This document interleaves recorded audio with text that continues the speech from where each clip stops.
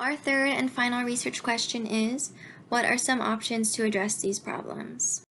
These are our on-the-water impacts from sharks, and these are the things people talked about doing already to manage their interactions. So orange bars represent number of interviews or meetings that each strategy came up in, and yellow represents total number of mentions across all data collection. Some of the more interesting shark handling strategies included jugging, which is when you bait some kind of a free-floating buoy or plastic jug for the shark to hook up to. Another is hooking it up on a rod and reel, and both these keep the shark occupied while you land a fish. Fishers described a variety of gear modification strategies. One of them is bringing multiple gear types to allow for flexibility around fishing activity. Some avoid areas according to what they hear from friends or social media, or they might avoid these conditions and areas that they associate with sharks. Several people talked about dragging fish to deeper water to avoid sharks, and this person mentioned that that's become less effective through time because sharks are adapting to it. Various strategies to distract sharks from your fish were mentioned, including feeding scraps, taking advantage of other boats in the area, or throwing rocks and gravel into the water while you land your fish. Try to avoid attracting or conditioning sharks. Some people talked about limiting sounds and smells of fishing. For example, subduing fish quickly while spearing, turning off depth sounders or engines, or using quieter reels. One interviewee talked about a bottomfish sampling project in which shark interaction rates were unusually low, and I thought it was interesting. He hypothesized that this could be because sharks don't yet associate that type of vessel and engine with an easy meal. In some cases, people talked specifically about the need to keep moving and diversify fishing spots to avoid attracting or conditioning sharks. Finally, there are different ways people maneuver their boat to get away from sharks. In a couple examples, interviewees talked about skipping fish, like small bonita on the water. One person even talked about handliners sending bottlenoses down the line to bring in your fish faster and avoid shark bites. So there are many different strategies that fishers have developed to mitigate shark interactions on their own. But what kinds of new solutions are people thinking about? People mentioned these strategies in order of most to least discussed. We'll talk about shark population control first, which is tied to this idea that things are currently out of balance. Shark population control was talked about in a number of different ways: developing a market for shark meat, home consumption, or something like a shark derby.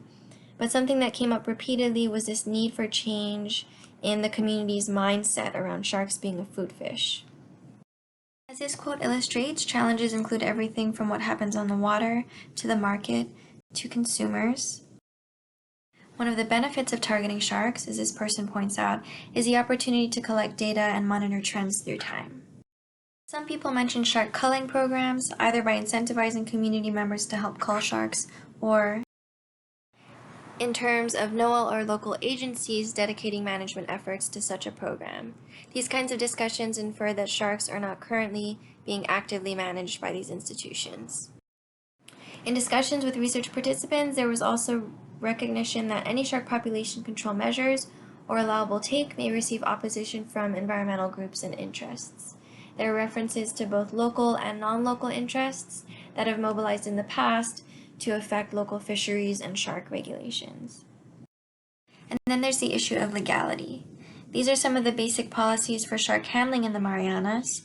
My understanding coming out of discussions with legislators and people in local agencies is that you can land sharks for consumption.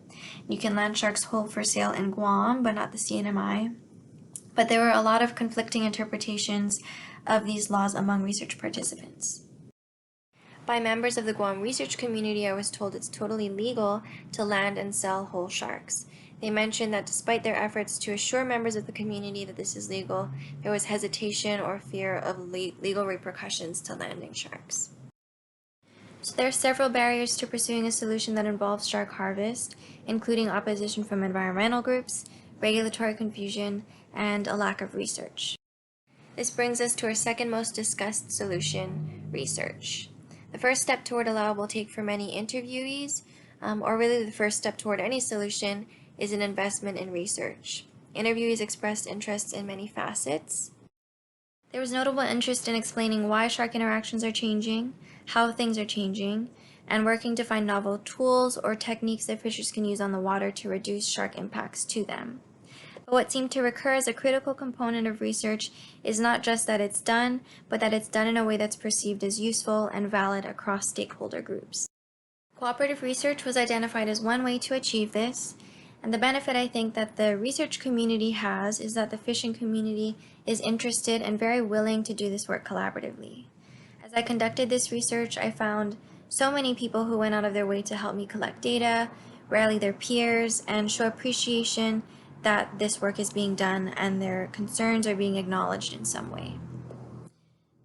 So we find that value is added to research and data when multiple stakeholders are able to recognize its validity and potentially are included in that process. The development of some kind of shark deterrent or repellent was discussed as a potential research topic.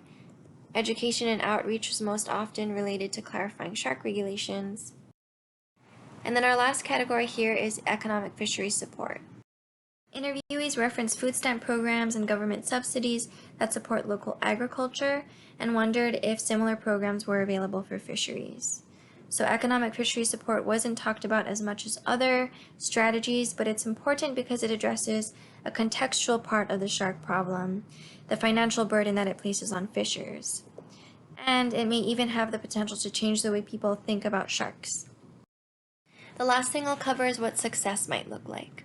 We started this project to address fisher concerns about things that have been happening on the water, and I got to talk to some people about what they imagine the goal to be. In some cases, addressing the shark interaction issue might look like a decrease in shark interactions, maybe a return to some baseline, and in line with the rest of our discussion, we'll call these on-the-water metrics. These are critical. But in one discussion, success was defined by the processes that come before on-the-water outcomes. Maybe validation of fishers' experiences is a first step, an issue that came up again and again in discussions with research participants.